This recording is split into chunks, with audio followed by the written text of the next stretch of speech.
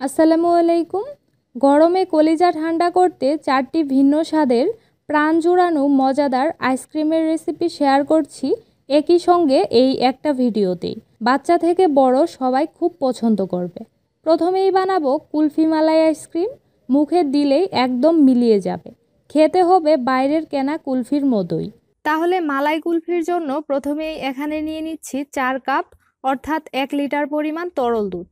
আমি এখানে গরুর যেই খাঁটি দুধটা হয় ওইটাই ব্যবহার করছি। তারপর হাফ কাপ দিয়ে দিচ্ছি গুঁড়া দুধ আর হাফ কাপ দিয়েছি চিনি। এবার গুঁড়া দুধটুকু ভালোভাবে মিশে যাওয়া পর্যন্ত নেড়ে নিব। কেউ চাইলে এখানে আরেকটু বেশি পরিমাণে দুধ নিয়ে জাল দিয়ে ঘন করেও কুলফিটা বানাতে পারেন। ওই ক্ষেত্রে সময়টা অনেক বেশি লাগে, তাই আমি গুঁড়া দুধ ব্যবহার করছি। এতে দুধটুকু দ্রুত ঘন হয়ে যাবে আর স্বাদটাও অনেক ভালো হবে। মিশানো হয়ে গেছে, এবার চুলায় দিয়ে জাল করে নিব। দুধের মধ্যে বলক আসার পর চুলার আঁচটা আমি কমিয়ে দিয়ে জাল করে নিব। এতে করে দুধ ধীরে ধীরে জাল হয়ে ঘন হতে থাকবে আর কালারটাও সুন্দর আসবে। এখানে আমি 4 কাপ দুধ জাল দিয়ে কমিয়ে 3 কাপ করে নিব।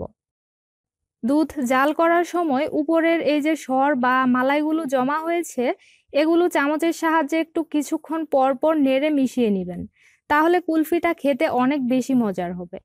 সুঘ্রাণের জন্য এখানে আমি 1/4 চা চামচ পরিমাণ দিয়ে দিচ্ছি এলাচের গুঁড়া। চাইলে আস্ত এলাচ মুখের দিকটা ফাটিয়েও দিতে পারেন। দুধটুকু প্রায় ঘন করা হয়ে গেছে। এই ফাঁকে বাটিতে 2 টেবিল চামচ দিয়ে দিচ্ছি কর্নফ্লাওয়ার আর 1/4 কাপ দিয়ে দিচ্ছি তরল দুধ। তারপর ভালোভাবে মিশিয়ে নিয়েছি। এবার জাল হওয়া দুধের মধ্যে মিশ্রণটুকু দিয়ে দিচ্ছি। এরপর সাথে সাথেই নেড়ে ভালোভাবে মিশিয়ে দিতে হবে, না হলে কর্নফ্লাওয়ারের এই মিশ্রণটা এক জায়গায় দলা পেকে থাকবে। আপনারা যদি কেউ এখানে কর্নফ্লাওয়ার দিতে না চান তাহলে ওই ক্ষেত্রে বেশি পরিমাণে দুধ নিয়ে জাল দিয়ে ভালোভাবে কমিয়ে ঘন করে নেবেন। আমি কম সময়ে মজাদার মালাই কুলফি বানানোর রেসিপিটাই শেয়ার করছি। কর্নফ্লাওয়ারের মিশ্রণটা দেওয়ার কিছুক্ষণের মধ্যেই দেখবেন দুধটুকু ঘন হতে থাকবে। এখন এটাকে আর জাল করতে হবে না, শুধু একবার দুধের এই মিশ্রণটা ফুটে উঠলেই চুলা থেকে নামিয়ে নিয়েছি। তারপর গরম কড়াইয়ে হাফ কাপ দিয়ে দিচ্ছি চিনি। এবার চুলার আঁচটা মাঝারিতে রেখে অপেক্ষা করব চিনি কিছুটা গলে যাওয়া পর্যন্ত। যখন চিনিটুকু এইভাবে গলতে শুরু করবে তখন নেড়ে মিশিয়ে দিব, যাতে সবগুলো চিনি সমানভাবে গলে যায়। এই সময় অবশ্যই চুলার আঁচটা একটু কমিয়ে রাখবেন, না হলে চিনি গলে পুড়ে যাবে আর এই ক্যারামেলটুকু পুড়ে গেলে কিন্তু খেতে তিতা লাগবে। ঘন ঘন নেড়ে সুন্দর লালচে কালার আসা পর্যন্ত ক্যারামেলটা বানিয়ে নিয়েছি। তারপর জাল করা দুধের মধ্যে ক্যারামেলটুকু দিয়ে দিচ্ছি আর এই দুধটা আমি চুলার আঁচ মাঝারিতে রেখে এখন জাল করছি। ক্যারামেলটা দেওয়ার পর এইভাবে জমে যাবে, সমস্যা নেই। কিছুক্ষণ দুধের মধ্যে জাল হলেই দেখবেন গলে গেছে। চিনির ক্যারামেলটুকু দেওয়ার কারণে মালাই কুলফির স্বাদটা একদম পারফেক্ট হবে আর কালারটাও সুন্দর আসবে, একেবারে দোকানের মতো। ক্যারামেলটুকু গলে যাওয়া পর্যন্ত নেড়ে দুধের এই মিশ্রণটুকু জাল করে নিয়েছি। এরপর চুলা থেকে নামিয়ে পুরোপুরি ঠান্ডা হওয়ার জন্য আমি রেখে দিয়েছিলাম। এখন এটা ঠান্ডা হয়ে গেছে, দেখতেই পাচ্ছেন অনেক ঘন থকথকে দেখাচ্ছে। এবার দিব সেই সিক্রেট জিনিস, আর এটা হলো পাউরুটির গুঁড়া। 1/4 কাপ পরিমাণ দিয়ে দিচ্ছি। এটা দিলে মালাই কুলফিটা খাওয়ার সময় মুখে অন্যরকম একটা স্বাদ আসবে, যেটা কিনা কুলফির স্বাদটাকে আরো দ্বিগুণ করে দিবে। এবার এই মিশ্রণটাকে ব্লেন্ডারে দিয়ে ভালোভাবে একবার ব্লেন্ড করে নিয়েছি। ব্লেন্ডার না থাকলে ডাল ঘুটনি দিয়ে ভালোভাবে ঘুটে নেবেন, তাহলেই হবে। ঠিক এরকম করে স্মুথ একটা মিশ্রণ বানিয়ে নিতে হবে। এখন আইসক্রিমের ছাঁচে ঢেলে নিচ্ছি। তারপর মুখটা ফয়েল পেপার দিয়ে ভালোভাবে মুড়িয়ে নিয়েছি। এরপর মাঝখানে সামান্য কেটে কাঠি বসিয়ে নিয়েছি। ব্যাস, এখন ডিপ ফ্রিজে 7 থেকে 8 ঘন্টার জন্য রেখে দিতে হবে, তাহলে এই কুলফিটা ভালোভাবে জমে যাবে। ছাঁচ না থাকলে এরকম কাপের মধ্যেও কুলফি আইসক্রিমগুলো জমাতে পারেন, অথবা এরকম স্টিলের গ্লাসে কিংবা বাটিতে রেখেও কুলফিগুলো সেট করতে পারেন। যেটাতেই জমান না কেন কুলফির স্বাদের কিন্তু একটুও কমতি হবে না। আমি সারা রাতের জন্য কুলফি মালাইগুলো রেখে দিয়েছিলাম, এগুলো এখন জমে গেছে। ছাঁচটাকে কিছুক্ষণ পানির মধ্যে রাখার পর আমি আইসক্রিমগুলো মোল্ড থেকে বের করে নিচ্ছি। বেশিক্ষণ পানিতে রাখা যাবে না, তাহলে কিন্তু গলে যাবে। দেখলেন তো কত সহজেই তৈরি হয়ে গেল ভীষণ মজাদার মালাই কুলফি। কাপে যেগুলো সেট করেছিলাম সেগুলোও দেখিয়ে দিচ্ছি। এগুলোও কিন্তু খুব সুন্দরভাবে জমে গেছে। গ্লাসে জমানো কুলফিটা এইভাবে ছুরির সাহায্যে বের করে নিয়েছি।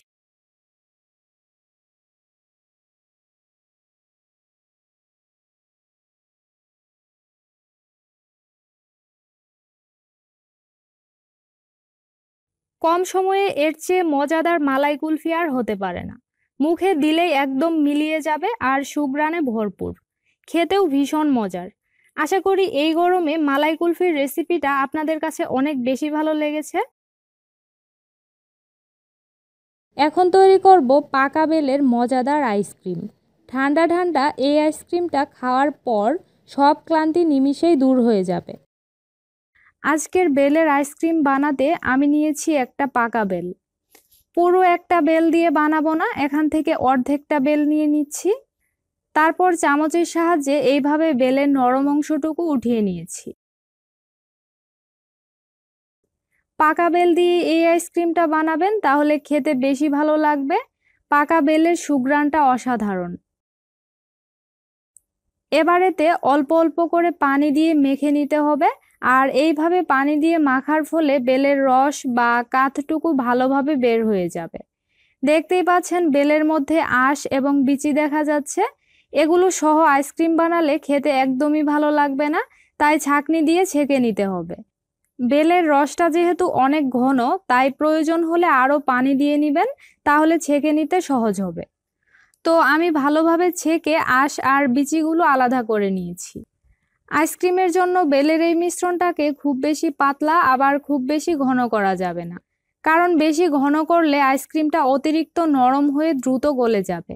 আবার বেশি পাতলা করলেও স্বাদটা ভালো হবে না, তাই এটাকে মাঝারি ঘনত্বে রাখতে হবে। এখন এতে চিনি দিয়ে দিচ্ছি স্বাদ মতো। চাইলে চিনির বদলে গুড় দিয়েও বানাতে পারেন।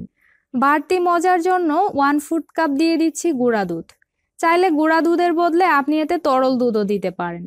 এখন সবকিছু ভালোভাবে মিশিয়ে নিলেই আইসক্রিমের মিশ্রণটা তৈরি হয়ে যাবে।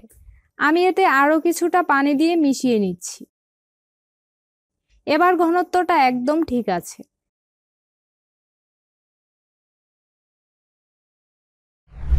এবার এই মিশ্রণটাকে ছাঁচে ঢেলে নিচ্ছি। ছাঁচের মধ্যে সামান্য জায়গা ফাঁকা রাখবেন, একদম ছাঁচ উঁচু উঁচু করে দিতে যাবেন না। দেখতে একদম দোকানের মতো করার জন্য ফয়েল পেপার দিয়ে আমি এটাকে মুড়িয়ে নিচ্ছি। তারপর মাঝখানে সামান্য করে কেটে কাঠি বসিয়ে দিয়েছি। এসব ঝামেলা আপনি করতে না চাইলে আইসক্রিমের মোল্ডের সাথে যেই কাঠিগুলো থাকে সেগুলো দিয়েও বানাতে পারেন। এবার আইসক্রিমগুলো পুরোপুরি জমে যাওয়ার জন্য ডিপ ফ্রিজে রেখে দিচ্ছি। 7 থেকে 8 ঘন্টার মতো রেখে দিলে আইসক্রিমগুলো পুরোপুরি জমে যাবে। আপনাদের কাছে যদি আইসক্রিমের ছাঁচ না থাকে, তাহলে এরকম ছোট ছোট কাপ বা গ্লাসে রেখেও আইসক্রিমগুলো জমাতে পারেন। কাঠি না থাকলে স্টিলের চামচ বসিয়ে দিবেন, তাহলেই হবে। আমি সারা রাতের জন্য রেখে দিয়েছিলাম। দেখতেই পাচ্ছেন ভালোভাবেই জমে গেছে। একটু বেশি করে মিশ্রণ দেওয়ার কারণে উপরে চলে এসেছে। সেজন্য একটু আগে বলেছি সামান্য জায়গা খালি রাখবেন। এখন চাইলে আপনি আইসক্রিমের এই ছাঁচটা কিছুক্ষণ এভাবে রেখেই আইসক্রিমগুলো মোল্ড থেকে আলাদা করে নিতে পারেন। আবার চাইলে পানির মধ্যে এভাবে কিছুক্ষণ একটু বসিয়েও কাজটা করে নিতে পারেন। পুরো ছাঁচটাই পানির মধ্যে রাখতে হবে, না হলে কিন্তু নিচের টুকু গলে যাবে আর উপরেরটা উঠতে চাইবে না। খুব বেশি সময় রাখা যাবে না, তাহলে আবার পুরোপুরি গলে যাবে। আমি কিছুক্ষণ রাখার পর পানি থেকে ছাঁচটা উঠিয়ে নিয়েছি। দেখুন খুব সহজেই আইসক্রিমটা আলাদা হয়ে গেল। বেলের তৈরি এই আইসক্রিমটা একবার খেলে বারবার খেতে চাইবেন। মন প্রাণ কলিজা একদম ঠান্ডা হয়ে যাবে। যেসব বাচ্চারা বেল খেতে পছন্দ করে না, তাদেরকে এইভাবে বেলের আইসক্রিম বানিয়ে দিতে পারেন, ভীষণ পছন্দ করবে। তুলার মতো নরম, সাথে বেলের সুঘ্রাণ সত্যি অমৃত। আশা করি বেল দিয়ে তৈরি আজকের আইসক্রিমটা আপনাদের কাছে অনেক ভালো লেগেছে। এবার বানাবো কাঁচা আমের টক ঝাল মিষ্টি আইসক্রিম। একবার খেলে বারবার খেতে মন চাইবে। প্রথমে আমি এখানে কাঁচা আমগুলো ভালোভাবে পরিষ্কার করে ধুয়ে নিয়েছি। এবার এই আমগুলো সিদ্ধ করার জন্য পাত্রে একে একে দিয়ে দিচ্ছি। তারপর আম সিদ্ধ হওয়ার জন্য পরিমাণ মতো পানি দিয়েছি। এবার ঢাকনা দিয়ে ঢেকে চুলার আঁচ মাঝারিতে রেখে আমগুলো ভালোভাবে সিদ্ধ করে নিয়েছি। আম সিদ্ধ হতে কিন্তু খুব বেশি সময় লাগে না। আমার আমগুলো সিদ্ধ হয়ে গেছে। এবার চুলা বন্ধ করে আমগুলো এভাবেই রেখে দিচ্ছি পুরোপুরি ঠান্ডা হওয়া পর্যন্ত। আমগুলো ঠান্ডা হলে বাটিতে উঠিয়ে নিয়েছি। তারপর আমি আমের খোসাগুলো ছাড়িয়ে নিয়েছি। খোসা ছাড়ানোর পর হাত দিয়ে ভালোভাবে মাখিয়ে আমের বিচি এবং আঁশগুলো আলাদা করে ফেলে দিয়েছি। এখন মাখানো আম ব্লেন্ডারে দিয়ে দিচ্ছি।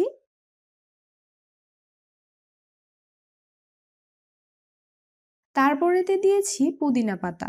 হাতের কাছে পুদিনা পাতা থাকলে অবশ্যই দিবেন, তাহলে এই আইসক্রিমের আসল রিফ্রেশিং স্বাদটা ঠিকঠাকভাবে উপভোগ করতে পারবেন। এখন এতে দিচ্ছি 1 চা চামচ বিট লবণ আর দিচ্ছি স্বাদ মতো চিনি। আমি এখানে চিনিগুলো আগে থেকেই গুঁড়ো করে নিয়েছিলাম। আইসক্রিম বানাতে আমি এতে যে সকল উপকরণগুলো যোগ করলাম তার সবগুলোই আপনারা নিজেদের পছন্দ অনুযায়ী বাড়িয়ে কিংবা কমিয়ে যোগ করে নিতে পারবেন। এবার এতে দিচ্ছি হাফ কাপের মতো পানি। এখানে খুব বেশি পানি দেওয়া যাবে না, যদি প্রয়োজন হয় তাহলে পরে আবার যোগ করে নিব, কিন্তু একবারে বেশি করে পানি দিলে আইসক্রিমের এই ঘনত্ব একদম পাতলা হয়ে যাবে। এবার সবশেষেতে দিচ্ছি হাফ চা চামচ গ্রিন ফুড কালার। আপনাদের কাছে যদি গ্রিন ফুড কালার না থাকে তাহলে কোনো সমস্যা নেই, এটি না দিলে স্বাদের কোনো পরিবর্তন হবে না। আমি দিয়েছি শুধুমাত্র দেখার সৌন্দর্যের জন্য। এবার আমি এই সব কিছু ভালোভাবে ব্লেন্ড করে মিহি এবং মসৃণ পেস্ট তৈরি করে নিব। যাদের হাতের কাছে ব্লেন্ডার নেই তারা চাইলে আম সিদ্ধ করার সময় হাত দিয়ে খুব ভালোভাবে পেস্ট করে মাখিয়ে ছাঁকনি দিয়ে একটু ছেঁকে নেবেন, তাহলেই হবে। আর পুদিনা পাতা আলাদা করে বেটে রস ছেঁকে যোগ করে নেবেন। ব্লেন্ড করা হয়ে গেছে। এবার আপনাদেরকে দেখিয়ে দিচ্ছি এর ঘনত্বটা ঠিক কেমন হবে। দেখুন, চামচ দিয়ে উঠাচ্ছি, এটি কিন্তু খুব বেশি পাতলা হয়ে যায়নি, আবার খুব বেশি ঘনও হয়ে যায়নি। আমাদেরকে আইসক্রিম তৈরির জন্য পেস্ট ঠিক এই ঘনত্বেরই তৈরি করতে হবে। এবার আমি কাঁচা আমের এই মিশ্রণ কাপে ঢেলে নিচ্ছি, এতে করে আইসক্রিমের ছাঁচে ঢালতে সুবিধা হবে। এখন আমি একে একে আইসক্রিমের ছাঁচের মধ্যে কাঁচা আমের মিশ্রণ দিয়ে দিচ্ছি। একেবারে উঁচু উঁচু করে দেওয়া যাবে না, আইসক্রিমের ছাঁচ একটু করে ফাঁকা রাখতে হবে। আমার সবগুলোতে দেওয়া হয়ে গেছে। এবার আমি এই আইসক্রিমের ছাঁচের সাথে যে ঢাকনাগুলো থাকে সেগুলো উল্টো করে দিয়ে দিচ্ছি। আমি এতে কাঠি ব্যবহার করব। আইসক্রিমের ছাঁচের সাথে যেই কাঠি থাকে আপনারা চাইলে সেই কাঠিও দিতে পারবেন। আমি দেখার সৌন্দর্যের জন্য বাইরে থেকে কেনা কাঠি এতে যোগ করব। তো সবগুলো ঢাকনা বসানো হয়ে গেছে। এবার আমি কাঠিগুলো একে একে এর মধ্যে বসিয়ে দিচ্ছি। কাঠি বসানো হয়ে গেছে, সবগুলো কাঠি সমানভাবে বসিয়ে নিতে হবে। এখন আমি এটিকে ফ্রিজে রেখে দিচ্ছি আইসক্রিম পুরোপুরি জমা পর্যন্ত। মোটামুটি 7 থেকে 8 ঘন্টা হলেই আইসক্রিম ভালোভাবে সেট হয়ে যাবে। ফিরে আসছি 8 ঘন্টা পর। আমার কাঁচা আমের আইসক্রিম পুরোপুরি তৈরি হয়ে গিয়েছে। এবার একটি কাজ বাকি আছে, সেটি হলো ছাঁচ থেকে আইসক্রিমটা উঠিয়ে নেওয়া। এজন্য আমি একটি ছাঁচ নিয়ে কুসুম গরম পানির মধ্যে 10 সেকেন্ড এভাবেই ডুবিয়ে রেখে দিচ্ছি। 10 সেকেন্ড পর এটিকে উঠিয়ে আইসক্রিমের কাঠি ধরে উপর দিক দিয়ে টান দিলেই আইসক্রিমটা সুন্দরভাবে উঠে আসবে।